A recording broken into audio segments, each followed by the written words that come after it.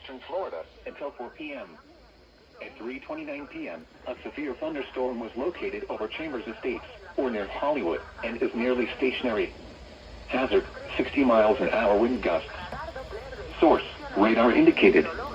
Impact, expects damage to roofs, siding, and trees.